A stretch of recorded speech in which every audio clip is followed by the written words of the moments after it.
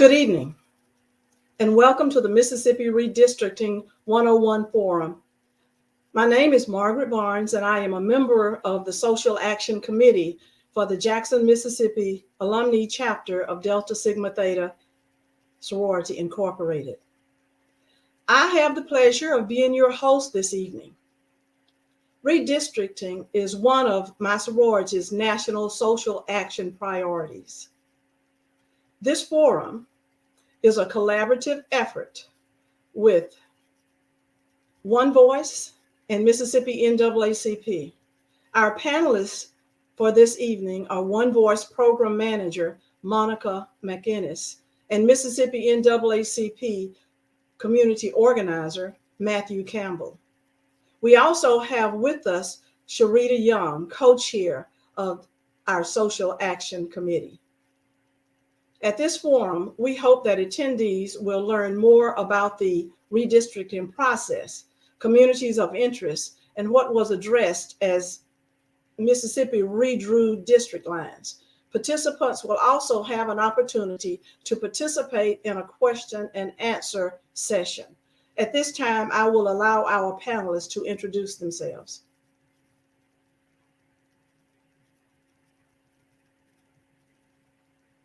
Good evening, everybody. My name is Matthew Campbell, community organizer at the Mississippi NAACP, and I'm glad to be with y'all this evening.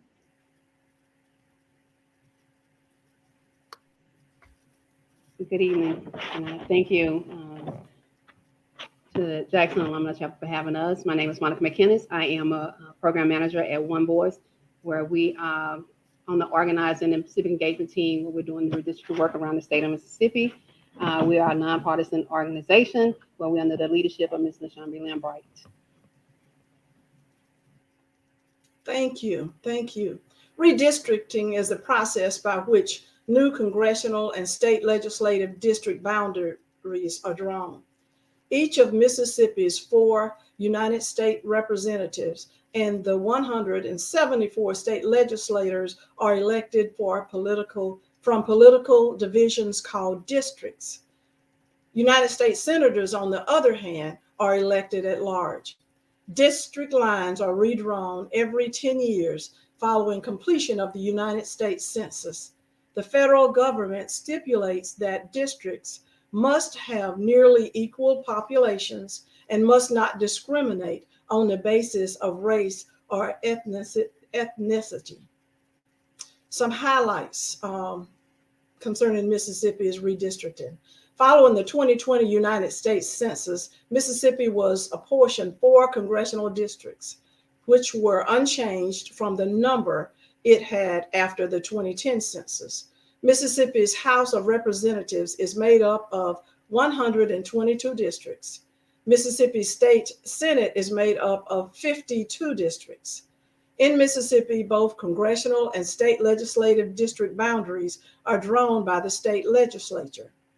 Starting in August of 2021, the Mississippi legislature held 9 public hearings across the state to receive public input on the redrawing of Mississippi's congressional and legislative districts. These events were both in person and live streamed. On December 15th, 2021, the Mississippi Joint Legislative Committee on Redistricting approved the proposal. And on January 21st, 2022, the state Senate approved the new congressional map. With a 33-18 vote, 16 Democrats and 2 Republicans voted against the proposal. On January 6, 2022, the State House of Representatives approved the plan with a 75-44 vote, with 73 Republicans, 1 Democrat, and 1 independent voting in favor, and 41 Democrats, 2 Republicans, and 1 independent voting against. And on January 24th, 2022, Mississippi Governor Tate Reeves signed the state's congressional redistricting plan. At this time, I will turn it over to our panelists to discuss Mississippi Redistricting 101.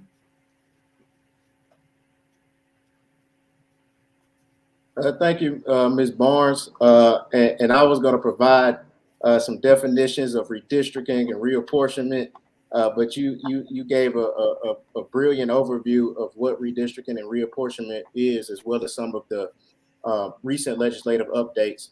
And so I won't reiterate or regurgitate some of the stuff you said about what redistricting is, because you provided such great definitions. But redistricting is a process, like you were saying, that begins once every 10 years after the census count. It's done on the local, state, and federal level. And as you described, the legislature passed a congressional redistricting plan, which was signed by the governor on Monday. And so federal redistricting or congressional redistricting is usually the first redistricting cycle to happen, because those maps have to be complete, have to be drawn before the midterm, which is in November. And sometime soon, they'll probably start working on some of those state legislative districts, since those maps won't have to be complete until sometime next year before your state and local elections. But I do want to touch on, since we're kind of in the process of congressional redistricting with the governor signing that bill on Monday, to touch on some of the federal standards that states have to comply with when they draw those congressional district lines, and some of the concerns that we've seen with this state congressional plan. And so you touched on population equality, which is a federal standard that's been interpreted by the U.S. Supreme Court. For each congressional district has to have an equal number of people. For the state of Mississippi, that's about 740,000 people per congressional district. There can't be much deviation from that. You can't have population deviation beyond one person in each of those congressional districts, which is much different from the deviation that's allowed for your state legislative districts. There can be a deviation as much as 5% for your state legislative districts. But for your congressional districts, some of those federal standards, like you were talking about population equality, but also states have to comply with Section 2 of the 1965 Voting Rights Act. And so this section outlines anti-discriminatory measures and really creates a pathway for citizens like us to sue or challenge states that attempt to implement racially discriminatory voting laws or redistricting plans. And so one of the common themes that we see from redistricting, each redistricting cycle, whether it be in Mississippi or some other state across the nation, is racial gerrymandering. And so racial gerrymandering is the practice of drawing district lines in a way that reduces or dilutes the votes of African Americans or another minority group. And there are different types of racial gerrymandering. You can have a packed district. A packed district is a district where African American voters or any other minority group are packed or concentrated into one district, which dilutes their voting power and keeps them from having power in other districts. You also have cracked districts. A cracked district is when those African American voters are spread across multiple districts to constitute a minority, so that way they can't have political power or voting power in that district. But you also have stacked districts, which State Senate District 22 was an example where a few years ago was challenged and the state was forced to redraw that district. It was the largest state Senate district in the state. It went all the way up from the Delta all the way down to Madison County, and it was a stacked district. And so a stacked district is when you place low-income African-American voters in the same district with affluent, educated white voters. And so those low-income African-American voters might constitute the majority in that district, but because affluent, educated voters tend to vote at a higher rate, those white voters, educated, affluent white voters, still retain political power in those districts. And so onto this congressional plan that the state legislature just passed, that the governor signed into law on Monday. We're very concerned about this plan. One of the reasons I outlined racial gerrymandering, but also because this is a district that expands Congressional District 2. This plan expands Congressional District 2. Congressional District 2 is already the largest congressional district in the state by land area. And this state plan would incorporate 4 new counties into Congressional District 2. Adams, Amite, Franklin, and Wilkinson counties. So under the state's plan, Congressional District 2 would go all the way from Northwest Mississippi, Tunica County, all the way down to your counties in Southwest Mississippi, Adams, Amite, Franklin, and Wilkinson. So this is a district that comprises 40% of your land area in the state. And so the reason why they added these 4 counties to Congressional District 2 is because Congressional District 2 lost population. And so they had to find 65,000 people somewhere. Well, they could have found 65,000 people if they added all of Hinds County and more of Madison County to Congressional District 2. But they didn't want to do that. And so this is also a racially gerrymandered plan, because this congressional plan places Northeast Jackson, where you have a high concentration of white residents in Jackson, in Congressional District 3. And so the Mississippi NAACP, we proposed a plan that was a lot more compact than the state plan, didn't add 4 new counties in Southwest Mississippi to Congressional District 2, a lot more compact. And it would have added all of Hinds County and more of Madison County to Congressional District 2. But of course, the state legislature didn't consider our plan.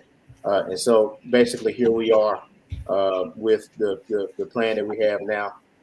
And so, you know, we're still exploring different avenues that we can go down to kind of challenge this process, to make sure that we have a state map that complies with federal law, but also complies with state law of compactness around congressional districts. And so this is an effort that's ongoing. And, you know, we'll try to keep everybody as updated as possible about how you can be involved in this effort as we move forward.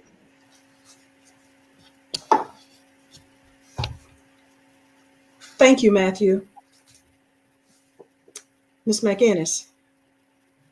Good evening, everyone. I think that Matthew has covered pretty much everything, but however, and you have taken in a lot. It's a lot to learn, and this is just not even scratching the surface of what's happening in the state of Mississippi.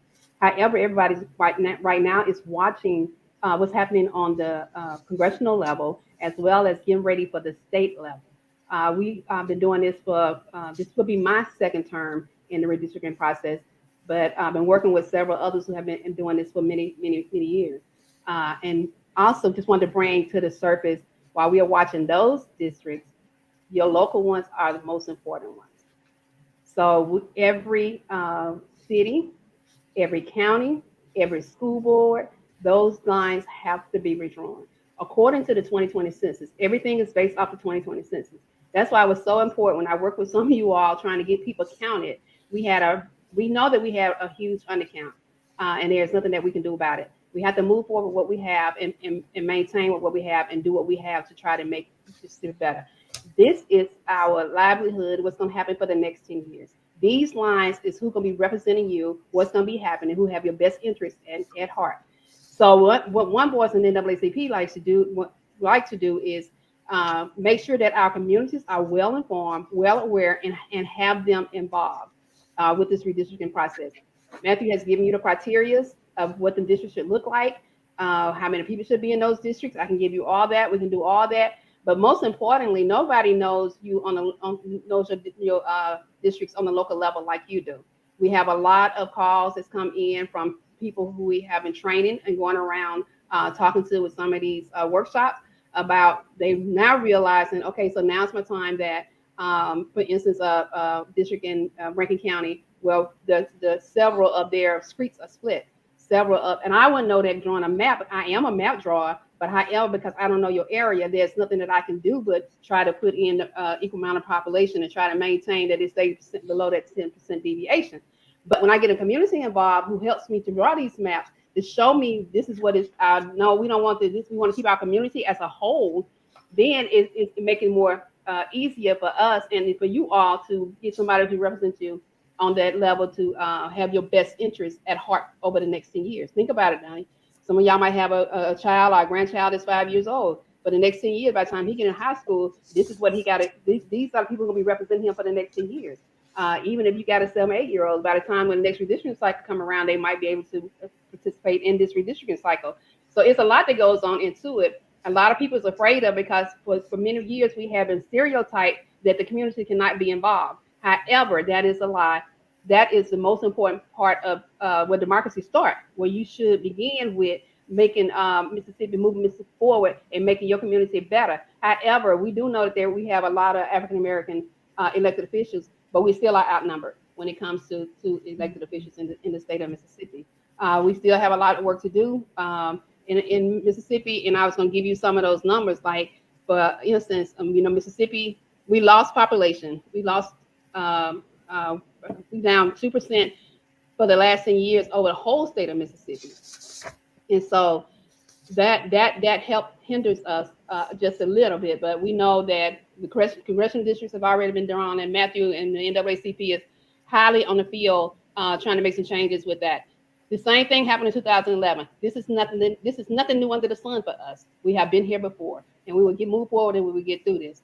Like even with your Senate districts, we know that in Jackson has 8 representatives touch your city. Out of the 52 districts, 8 of them is right here in the city, touch the city of Jackson, right here in Hinds County. In the House district, you have about 8, I believe, that touches the city of Jackson somewhere. So that represents you. Now is the time that if there is anything that needs to be changed, if there's any district that needs to be adjusted or aligned, that you see, that in your neighborhood where your grandma might vote on one side and your auntie vote in another district, these are the type of things to look for. Precincts. But the only thing that's different this time under the redistricting cycle, we no longer have the Section 5 of the BRA. Because in 2011, when the redistricting cycle happened, Mississippi State Conference and NAACP and several others and myself worked to draw alternative map for several counties that was submitted to DOJ, and they had to redraw those lines, including the town of Clinton, where I live at. And finally, for the first time, this last municipality election, we were able to get an African American on board. So these are the type of things that we look the goals that we have, helping our communities as we move forward. Here in Hinds County, you have 5 supervisor districts. We had some changes in the last redistricting cycle, where some lines had to be adjusted, and we had an incumbent who had held that seat for a long time, was able to have somebody that had an area that did the district. She didn't represent the area that she was, the lines was drawn in. So things like that has to happen, because we don't know those lines. You all know your area, you all know your district. So as we move forward with this redistricting cycle that is happening now, it will probably be on for the next several years, even though the congressional districts, this is not the end, because there is a congressional district that has been drawn. You still have your state, and like I said, you have the local level from the municipalities. Y'all have 7 districts here in the city of Jackson, and even that, some of those districts are split.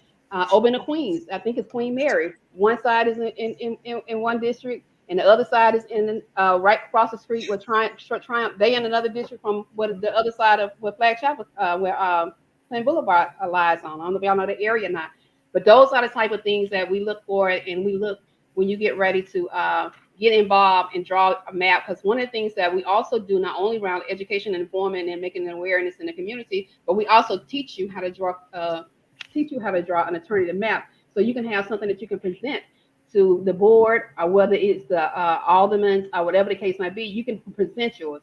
We've been working really close with a group of you all that y'all probably know from out of DeSoto County. They've really been instrumental and really heavy in the redistricting process.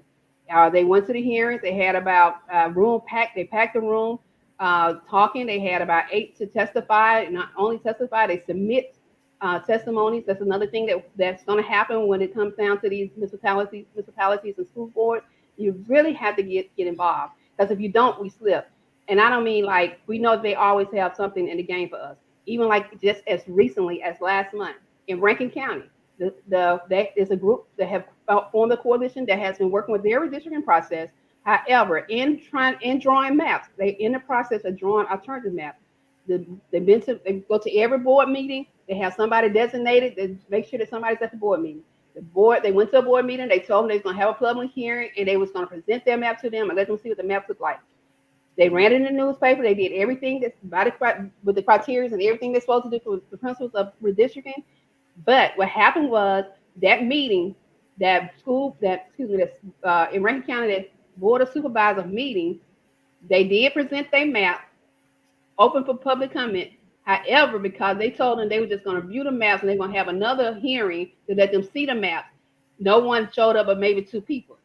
In that meeting, they adopted that map. So these are the type of things that happen. This is in Rankin County, just happened last month. These are the type of things that happen. We had a meeting with them, with the lawyers committee, and probably have some with NAACP and Carol Rose as well, just looking at things that's happening. Because not only do we are prepared for testimony and prepare for drawing the map, but you also have to prepare for litigation to see if there's anything. And Matthew talked briefly about the VRA Act. We do a whole presentation around the VRA Act so you can understand what that is and look for it, and then making aware of what's happening within your community. I can go on and on because this is one of my babies. I love doing this, especially redistricting. But I think that we have touched a lot on what is happening. I would share what I was going to share with you with those numbers. What the numbers look like in the city of Jackson, but not only in the city of Jackson, but also keep in mind that what affects Jackson is the metro areas, including Rankin County, what's happening out there, Clinton and things like that. So getting involved with some of those as well, because all that affect us in your Hinds County area. So that is some of the things that we do. I look forward to any questions that in working with you all. If there's any other parts that y'all would like to have from the drawing of the map, or learning how to testify and things like that, because those are the things that's going to happen, that's coming up when the lines get ready to be drawn on the local level. However, we still have to get through the state one, and I'm quite sure that I'm not going to say they had them have drawn, but I'm quite sure if they haven't, they're very, very close to having it drawn, and they supposed to have some hearings coming up as well. I'm quite sure Matthew will keep us all informed if both of us see what's happening, so you all can participate in those. Because like I said, looking at what you think right now might be possible for change in your community. And with that, I want to thank you all and turn it back over. Thank you. Thank you so much, Monica. Matthew, did anything that Monica say spark anything else that you wanted to say as a panelist before we get into the questions and answers? Oh, yes, ma'am. I just wanted to touch on the VRA, the Voting Rights Act, a little bit. I know Monica mentioned pre-clearance. And so I know y'all have probably been paying attention to what's going on with Congress, this whole debate and mess around the filibuster with Democrats trying to get the Voting Rights Act passed, the John Lewis Voting Rights Act. And so, fights like that are vitally important to what we're trying to get done in Mississippi, because bills like the John Lewis Voting Rights Act would restore and update what Monica was talking about, Section 5 of the Voting Rights Act, pre-clearance.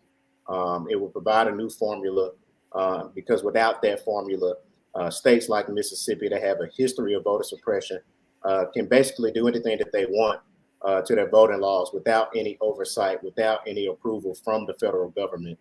So I just wanted to flag that, because I know a lot of people probably asking questions about, what is this whole debate about with the filibuster? And so that's what it's around. But, it would be vitally integral to the state of Mississippi if we were to have something like the John Lewis Voting Rights Act, because it would help us implement some level of accountability, some type of oversight to make sure that we have transparency and accountability around some of the voting laws that we're seeing in the state, but also these redistricting plans. And also, I know you mentioned the 9 public hearings that were held before the state finalized those maps. But when we had folks from all over the state going to those hearings, and one of the questions that our members asked was, will there be a period where the state will allow input from the public before that map is finalized? Will we be able to view this congressional map and be able to provide feedback, be able to provide input? Never got a clear answer on whether or not that will be allowed, but it wasn't. And so that's something that we're also looking into whether or not there was some type of violation on the state's behalf for not allowing some type of session of public input so folks could voice their opinions on this map before it was finalized by the state legislature and signed into law by the governor. And if anybody wants to see that the final map that the state has passed, I can share that with y'all as well. Thank you so much. Now, before we go into questions, I'll give you, Monica, one more opportunity if there's anything else you want to say. Not at the moment. So thank you. Thanks again. Thank you again. Okay, thank you very much. I am looking at my screen, and I do have one question from, she's nodding her head. Yeah, go ahead, Sarah Latiker. Good afternoon, everyone. I'm Letitia Latiker. I'm also a co-chair of the Social Action Committee. And you all are my bread and butter right now because my background is in political science. And so this is just kind of where I blossom in having these conversations. But I do have a few questions or a few follow-up questions.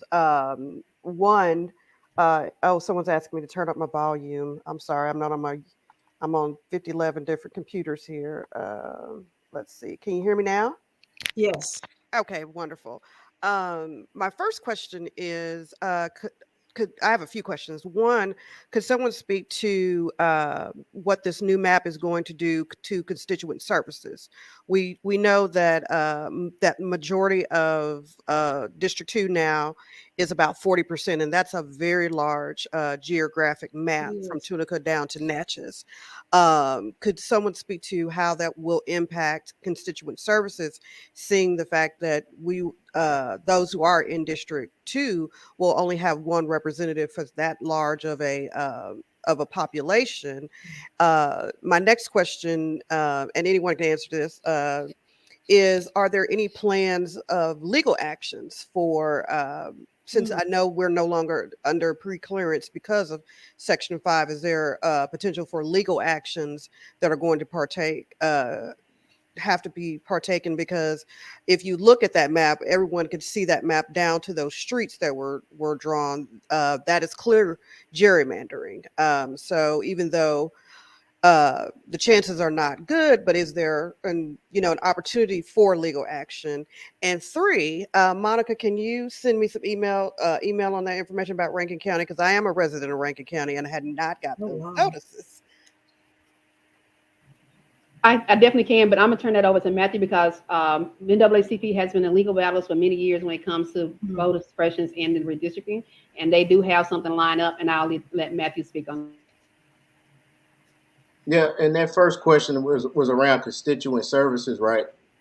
Yeah, so I think Congressional District 2 being such an expansive district greatly impacts constituent services. It makes it really difficult for one representative to make sure that the needs and concerns of all of your constituents are met when you have to travel such a large land area. And not to mention that the Delta, which is the majority of Congressional District 2, the vast majority of industry in the Delta is agricultural.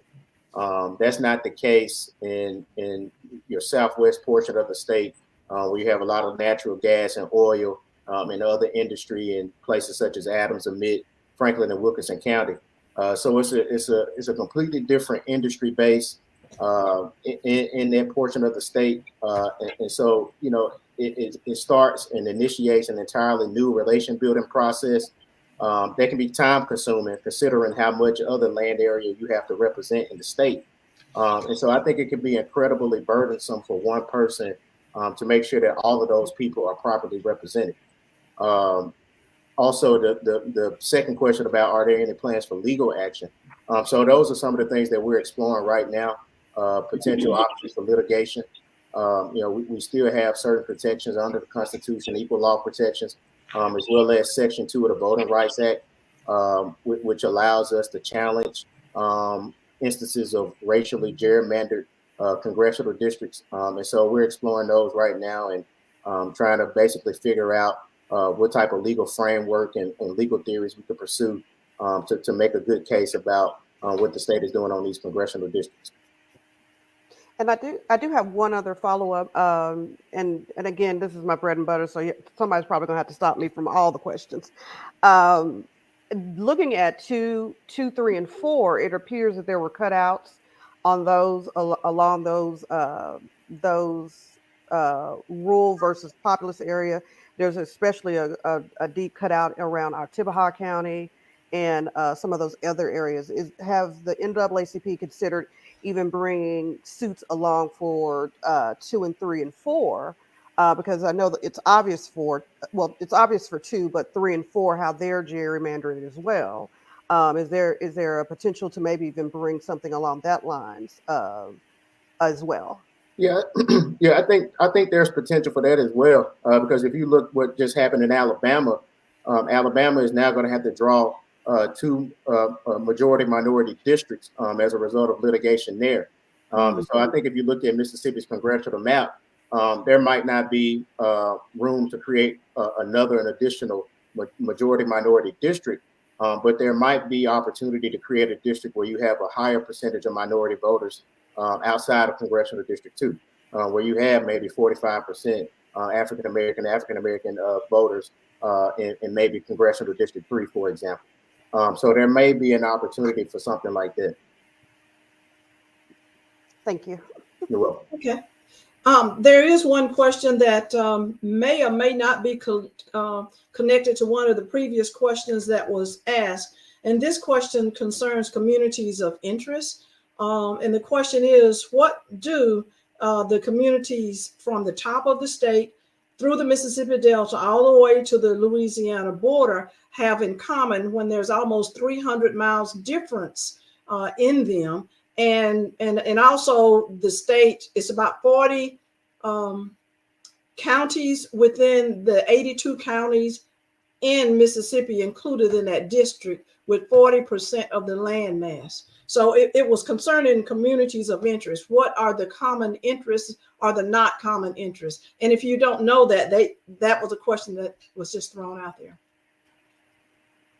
Yeah, I mean, I think that, you know, just it's an entirely different relationship building process, because like I, you know, previously stated, your Delta communities are agricultural based, and Southwest Mississippi not so much. I mean, you have some agriculture in Southwest Mississippi, such as cattle, but it's not the vast fields of corn and soybeans and cotton that you have in the Mississippi Delta. So it's much different industry wise in Southwest Mississippi than it is in the Delta. So there's an entirely different base of people that you have to cultivate relationships with in Southwest Mississippi than it is in the Delta, where, you know, you have these different microcultures across the state of Mississippi, different industrial hubs across the state of Mississippi. And so when you have a congressional district like Congressional District 2, that's 40% of the state, there's miles upon miles upon miles of people with divergent interests, people of divergent backgrounds, people that work in divergent industries. You know, it's a hassle for anybody to properly represent that type of constituency. Okay. The only other question I have is, do you know what reason was given for splitting Jackson, Mississippi? It seems to be the only city municipality in the state that was split. Yeah, well, the only thing that we can think of is that conversation about racial gerrymandering. Like when you look at where Jackson is split, it's split in Northeast Jackson, and that's where you have the highest concentration of white residents in the city of Jackson. And so that's been placed in Congressional District 3, as opposed to being placed in Congressional District 2, where the majority of Jackson and majority of Hinds County is already. So it would make sense if you're saying, well, Congressional District 2 lost population, so we have to find 65,000 people somewhere. That all you had to do was add all of Hinds County and just a little more of Madison County to Congressional District 2, and not add 4 additional counties in South Mississippi, right? That would be the practical response. But, you know, apparently practicality doesn't matter when you do stuff along racial lines. So, you know, that's the reason why we see it the way that it is. Okay. And just one quick follow-up question that was asked, and maybe it was a comment and not a question. It was regarding Lincoln County, and well, it was along the same line. So I'll just I'll leave that alone because of they did name some politicians and wondered why, if whether or not certain politicians that were not state legislators had an input into the drawing of the map. And one was a senator and the other one was in the U.S. House. They were asking if other. If Senator Smith and Representative Guest maybe had some input in not including Lincoln County, going around Lincoln County, and also in the split within Jackson. Well, I can't say that for certain, but I'm sure that they did have some type of input on how those districts should be drawn, mainly from the congressional side, since your senators represent the entire state. But on the congressional side, I'm sure that Michael Guest was able to give input on how he wanted his district to be drawn, who he wanted to represent. Okay. I'm very sure of that. And also that, we talk about getting communities involved and things like that, but NAACP produced a map that would be fair. I don't know if Matthew want to speak to that or not, or share that with them as well, that that doesn't stretch the 300 miles. And it does take up the Hinds County area, but that maps that NAACP has created. Yeah, and so we proposed this map. This was before they voted in the House on the state congressional plan, before they voted in the Senate on the state congressional plan. We proposed a map to the Joint Legislative Redistricting Committee. It was a lot more compact than what the state has passed. It would have put all of Hinds County a congressional district too.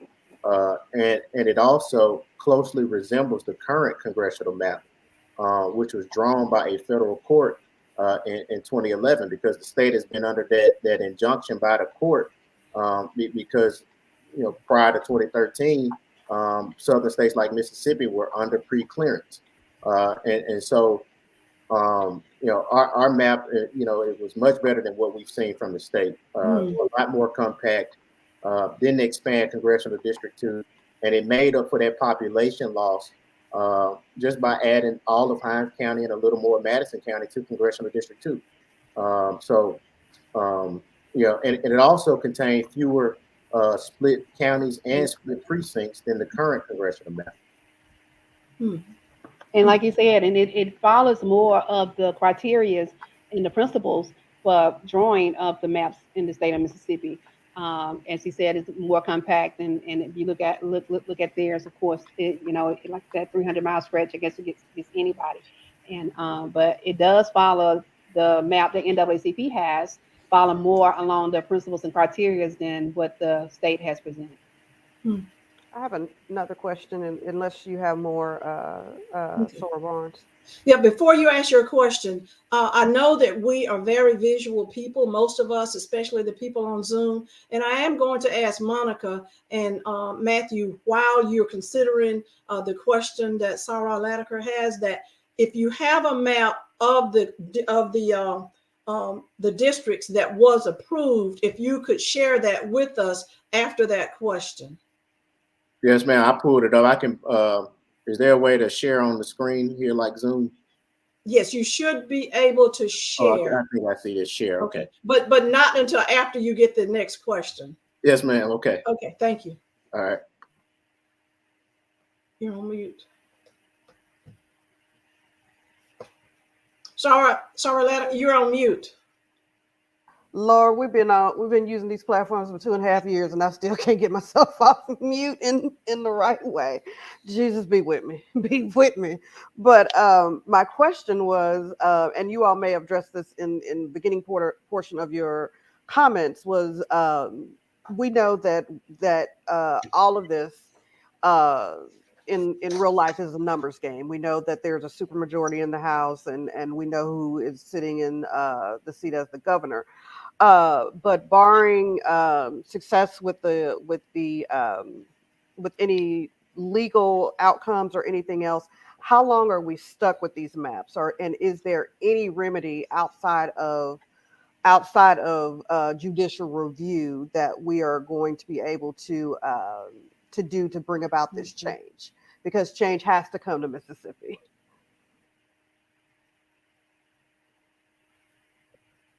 Yeah, so I don't know how long we would be stuck with the maps, but I do think that's the only alternative, the only avenue to kind of rectify the problem is through the judicial process. Because I mean, the state, because we don't have pre-clearance, can basically implement these maps. And so without the court's intervention, if the state's map is allowed to stand, then that becomes the congressional district that people have to be elected from. And we have to wait for another 10 years for the next redistricting cycle. Yeah, and also keep in mind that this is not a easy task, and it's not an overnight thing. This can carry on for several years, and probably in majority of the time, by the time it's have cleared litigation, it's time for another redistricting cycle. And if you, as Matthew talked about earlier, the House, Senate District 22, that was just recently. That was just a few years ago that we went through that process. So, but just keep that in mind as well. But these are the lines that's supposed to stay in place for the next 10 years. Okay, I do have another question, Matthew, and it's for you. Is the NAACP going to address in the pending lawsuits? And I'm assuming you will do that. I guess the question, the person that asked the question, in the pending lawsuits, information about historical redlining and stolen property. The historical reason for heavy racially divided districts is because of redlining, stolen property, etc. I don't think it'll address redlining. It'll be more, related to the current congressional districts and how they've been drawn. So I think that anything that we use to address redlining will have to be some other litigation case. Okay. Is there a deadline for local lines to be drawn? They have to be drawn before your local elections. When is that? Next year, 2023? 2023, I believe. Yes, ma'am. Okay. And I'm sorry. Go ahead. No, I wasn't going to say anything. You go ahead. I have another question. What can we do to sound the alarm, creating a grassroots response, accentuating the importance of how local individuals are impacted? Yes, ma'am. Well, I think Monica touched on what's going on the local level, specifically in Rankin County. And so I think that's where our fight is going to be for individuals all across the state, in our own individual capacity, to attend these board meetings, any type of session that they might have about redistricting where they allow public input, to make sure that we make our voices heard on the county level when it comes to redistricting on these county supervisor seats, because those are equally as important as what's going on the state level, what's going on the federal level, because that's where all our power is on the local level. All politics is local. So I would say that we can utilize our power locally and really build that grassroots coalition, that grassroots power, if we're able to build a base of people that can activate themselves and make their voices heard on the local level around these redistricting issues. So because, I think, you got a lot of folks focused on the congressional redistricting. You have a lot of different organizations that are going to file lawsuits and challenge some of these discriminatory plans. And so, I think your local stuff gets less attention. And so I think that's really one niche that we could fill, if we just kind of utilized our efforts and focused on what's going on locally in some of those redistricting processes. And I agree with Matthew, and this is a start for you all, and I'm quite sure that for some of you all it is an eye opener. And I know for a lot of people this is going to be the first time that they ever have to be in the redistricting process and understanding what it is. A prime example, if on the local level and who is moving really well is the DeSoto chapter of the Deltas. They have created their own maps. They are ready to present their maps, which they'll be presenting, I think, on next month in February. They have been attending all of the board hearings. They have been, they've testified. They have done a lot, and several counties have come together and formed a coalition, not only just with the Deltas and the and DeSoto. They have the links in the NAACP. They formed a group and became one, so they will not be divided. And that's some of the things I think that that help us here in the state of Mississippi as well when we come to on the local level and getting involved in the redistricting process. Okay, thank you. You have another question? Go ahead. I told y'all I could answer all the questions.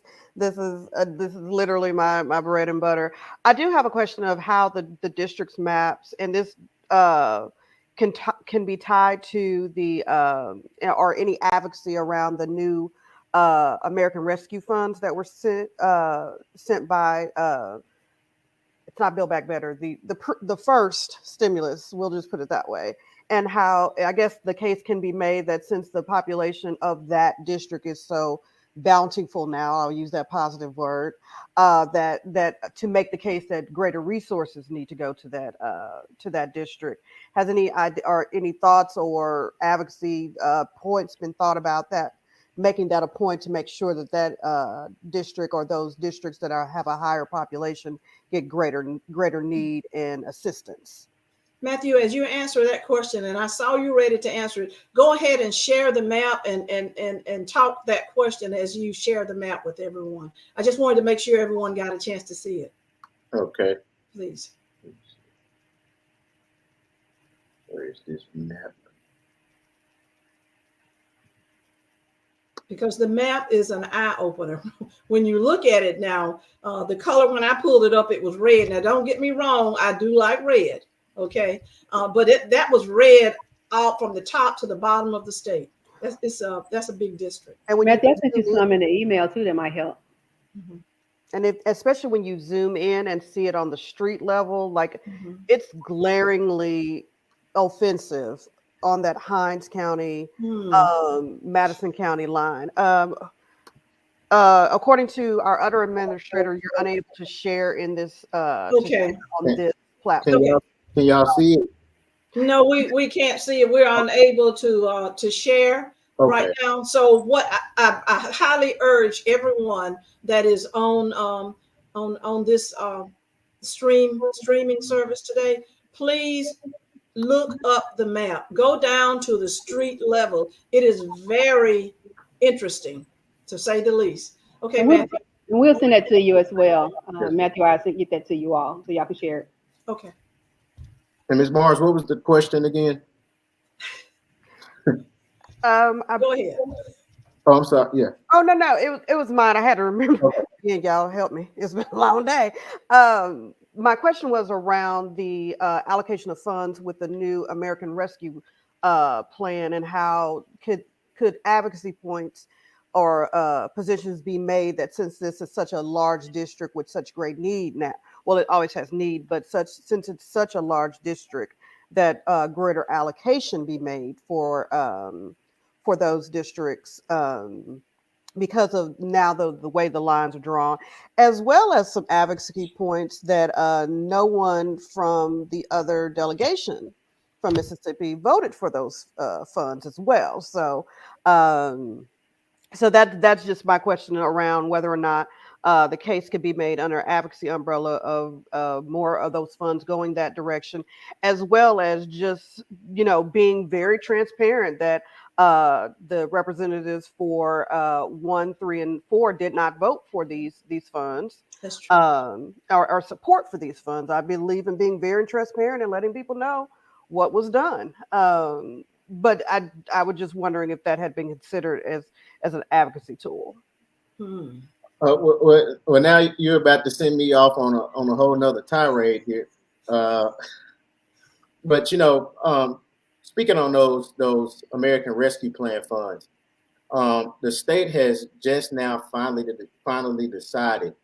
They received $1.8 billion. That's how much was appropriated to the state of Mississippi back in March. And they're just now deciding how they're going to allocate those funds across the state, which is pathetic when you consider how many problems the state of Mississippi has.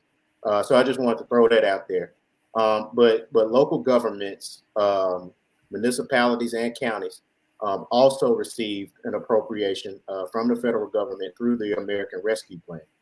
And so those allocations are already set. They use different metrics such as population to determine how much each county or municipality would receive in ARPA funds. And so I don't think that there's a case to be made on the advocacy level that, you know, Congressional District 2 needs more funds from ARPA than Congressional District 3 or Congressional District 4 because those funds have already been allocated.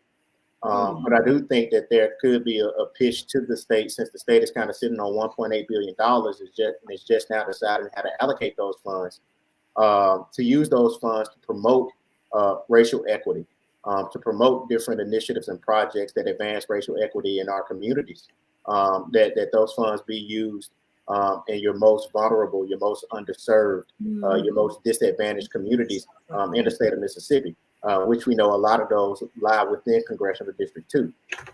Treasury, who's the federal administrator who has oversight over this program on a federal level, even encourages the use of these funds for underserved, disadvantaged communities. They encourage states to use these funds to promote racial equity.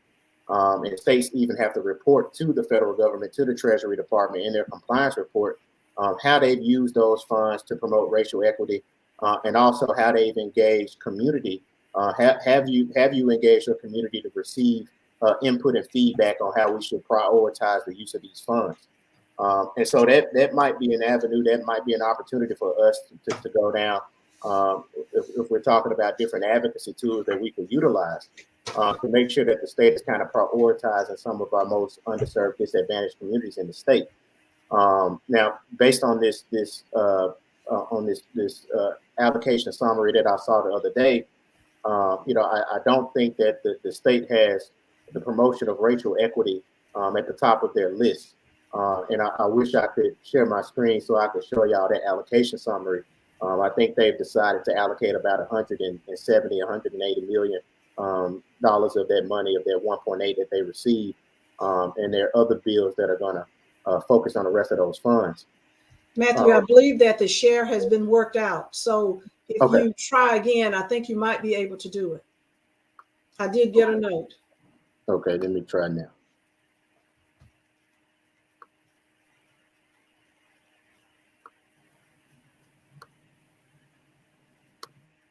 Okay, can y'all see it?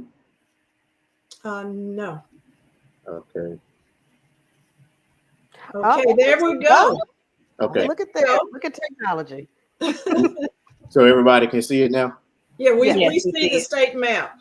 Yes. Okay, so this is the congressional plan that was just signed by the governor. They call it Magnolia 1.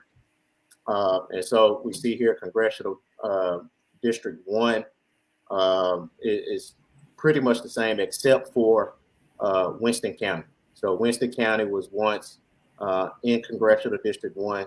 This new plan would put Winston County in Congressional District 3 for all of you folks that out there that might live in Winston County. And so this is Congressional District 2. As you can see, Congressional District 2 starts all the way in Northwest Mississippi in Tunica County. And under this congressional plan would run all the way down to Adams, amid Franklin and Wilkinson counties, all the way down to Southwest Mississippi, down to the Louisiana border. Down to Louisiana. And so that's how, I mean, you got a district that's running, what's that, Arkansas, Tennessee, all the way down to Louisiana. Okay. This is what they're trying to do to Congressional District 2. Wow. Congressional District 3, one of the changes that they made to Congressional District 3 was Southern Clark County was in Congressional District 4, but now they're placing all of Clark County in Congressional District 3. Also, Marion County was in Congressional District 4, and now they're placing all of Marion County into Congressional District 3. So those are some of the major changes that they made. But as you can see, none of the changes are as drastic as what's going on in Congressional District 2. our only majority Black district. Hmm. And that's a completely ironic cutout there of Madison, and that if you could See zoom in, that tiny piece if, of if you can northeast click Hines on County. your zoom and make just so that can just be a highlighted piece that you can see that is literally um, a sneeze of a snippet of North Jackson, Yep, that's what it is. Yeah. and not the Canton area of Madison. Right. Yeah, just the southern portion of Madison County that's in three now. That's in Yeah. three. How that cutout. Yep. So that's your Madison and Ridgeland, that area. Mm-hmm. Quick question: what is that little cutout of Jones that got put up in three? I know that's not Ellisville, is it? I would have to look and see what exactly what city, what town it is. In Jones, let me see. And it's no worry, just out of curiosity, but that little sliver is, and if you look at it on a street level, it's literally almost slivering and slicing and dicing just communities out to put them where they wanted them to be. Hmm. So that very well could be Laurel. I'm not sure, just That's based probably on this Laurel. map. Yep. That's probably Hmm. Laurel. Hmm. I think it's as far as a little further down in there. I don't know what that is because it's closer to maybe so. But we need to look and see. Hmm. Interesting. Okay. Any other questions or comments? Matthew, was there anything else you wanted to share with us? Screen I'm share. trying to pull up this allocation summary real quick. Okay. We were talking about unless I got too far off topic. We have less than 10 minutes to wrap up. So Okay, well, I'll just email it to y'all then. You said thank less than 10 minutes. I'll just email it to y'all. okay. Okay. All right. Any final comments, Monica?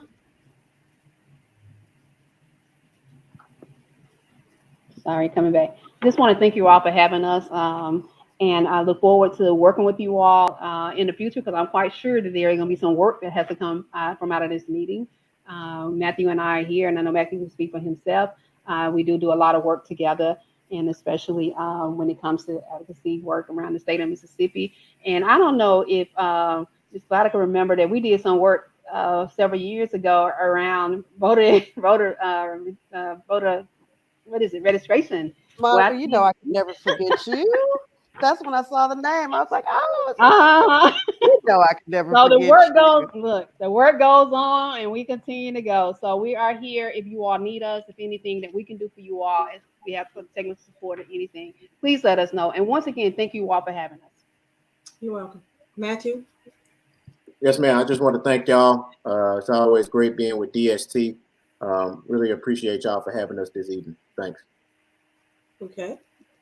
From either one of my Saras, any closing comments? I just want to thank everyone again for attending, for participation. We know that politics is extremely local and that we have to be overly and actively engaged in all aspects of it at every viewpoint because the opposition is not going to rest, neither shall we. Sharita, anything? Okay. I do want to thank Matthew and Monica for being with us tonight. I am sure we have all, I know I personally have learned a lot more than I knew coming into this forum tonight. And I'm just very thankful to you for bringing out points. I'm thankful for the questions. This was our chair and co-chair of this committee, our social action committees, did a wonderful job. Our chair is not on. Dr. Kia Jones is our chair. And I am thankful for her leadership because we all know, well, maybe Monica and Matthew don't know, but we all know that with Delta Sigma Theta, social action is what we do. So thank you so much for giving us a direction for our advocacy concerning this very important redistricting thing. Thank you so much, everyone. One Go ahead. last thing, because it wouldn't be a good African American event without one last thing. Don't forget our HBCU when they see us campaign. We are doing a Yes. wonderful campaign that we are been charged with raising $100,000 through May 31st. We are featuring all of Mississippi's HBCUs from January through May for the month of January. We're featuring Alcorn State University. Our next university up is in alphabetical order, which would probably be Jackson State University. So we encourage you to donate as much as you can or as little as you can. As Whitley said on Different World, we like all donations. We like the kind that fold, and a check will do. But please visit us on our website, our Facebook page, or you can text HBCU to 53555. So that's 53555, and to donate amount of any kind. And we appreciate you. Yes, and we want to thank everyone that tuned in to see this tonight. We hope it was helpful to you as well. Good night, everyone. Take care. Thanks, everybody.